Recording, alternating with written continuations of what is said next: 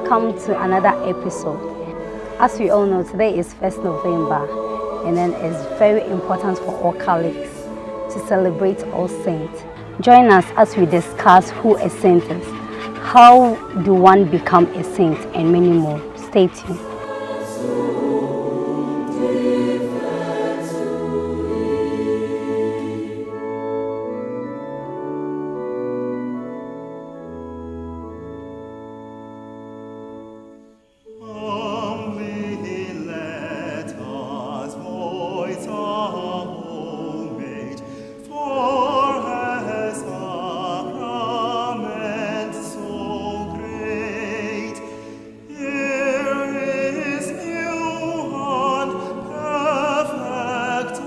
Welcome back. Today we have a very important personals in our midst to be Reverend Father Alvin and Brother Ben. Reverend Father, first of all, who is a saint? When we talk about a saint, we are talking about men or women who through the grace of God has been set apart and who led good lives and for now enjoying the beatific vision, that is to say they are in heaven. So saints basically are people in heaven, that is the church in heaven. Okay, Father, we all know that Catholics have a lot of saints like Saint Agnes, Saint Teresa, Saint Anthony, and so on. How did they get the name saint in addition to their names? You know, the word saint from the Latin word sanctus, which means to be set apart.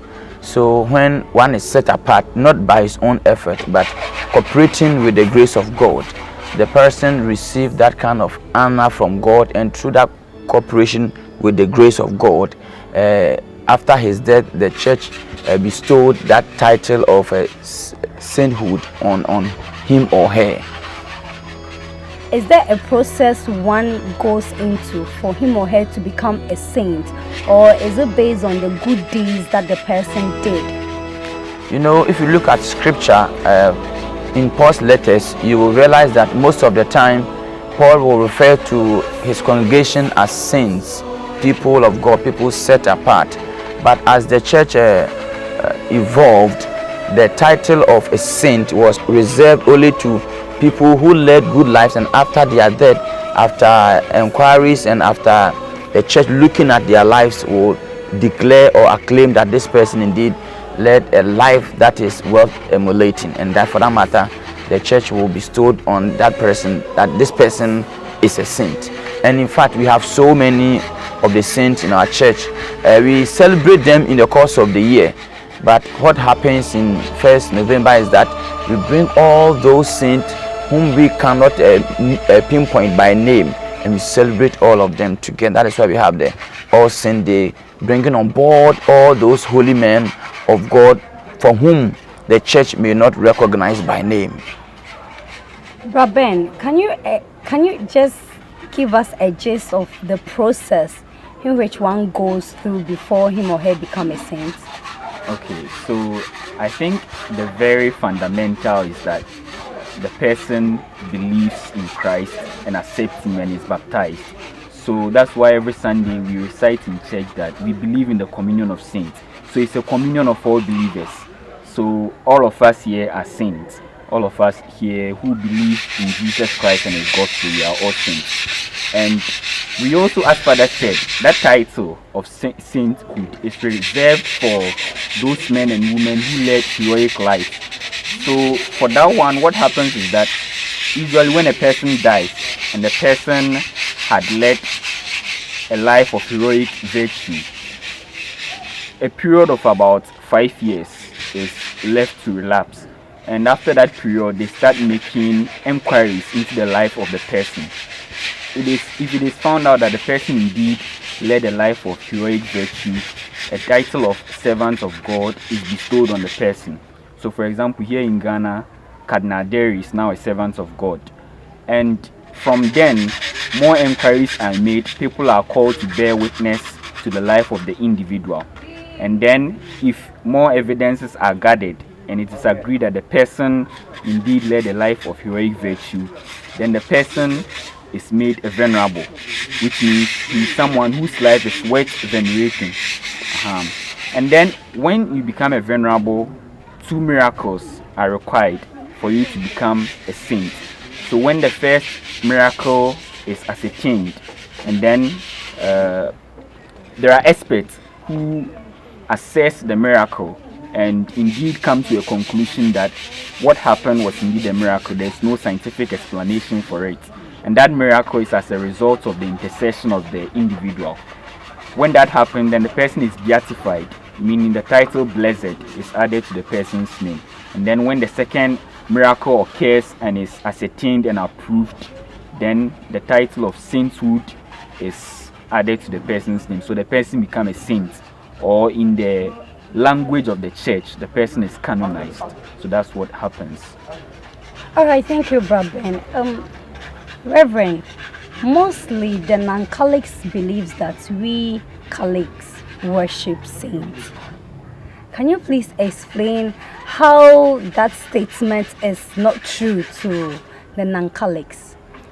Yes, some people believe that we worship the saint. Sometimes even some Catholics do not have a strong faith in their belief in the devotions to the saint. But the church has always been true to her words. As Catholics, we do not worship the saints. But the English word used is devotion or worship, and that brings the confusion. But as a church, when we are making reference to devotion to the saints, we have words that create the distinctions. We have the first one, which is called dulia. Dulia is honor given to saints. And then we have hyperdulia, honor given to Mary because of her unique role in our salvation. Then we have the latria, that is given to God. So when we talk about worship in the church language, we are making reference to 3 categories of people, or 3 degrees. The first one is for the saint, for which today we are celebrating. The second one is for Mary, and we know that the month of October we have had a great devotion to Our Lady. Then the third one is for the Trinity, that is God, that is the latria. So we do not worship the saint, but rather we honor them. Okay, thank you. But is it biblically written that saints are there to be honored? Yes, if you read the Hebrews chapter 12, you will realize that the writer makes reference to the fact that we have clouds of witnesses, part of the whole church. And you also realize that the church is a communion of saints, a united body.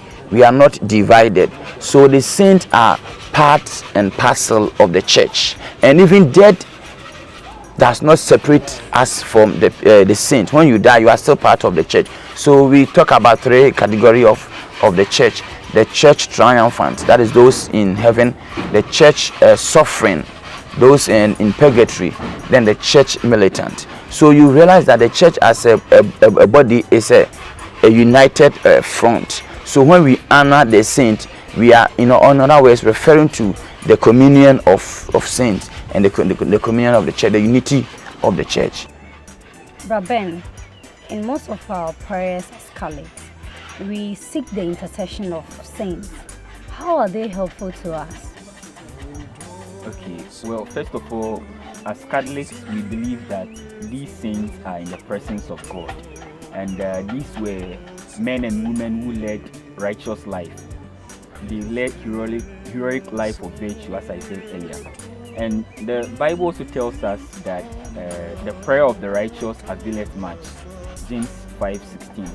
And so we believe that the prayers of these righteous men and women in the presence of God, that's a lot to help us on our own Christian journey. And let me also add that one benefit we derive from our relationship with the saints is that they serve as our guides, our mentors on this Christian journey. The Christian journey is not a solitary one. It's not something that we live alone. For example, if you are an athlete and you want to one day participate in the Olympics, one of the best things you can do for yourself is to learn or study the lives of people who have achieved success in previous Olympics. So that's what we do. These saints have attained the presence or the beatific vision, and that's what one day we too hope to achieve. So we look at their life, we study their lives, some of their failures and their successes, and we learn from them what they did and what they did not do, and then we learn from them as well. Thank you. Stay tuned to the Village Preacher.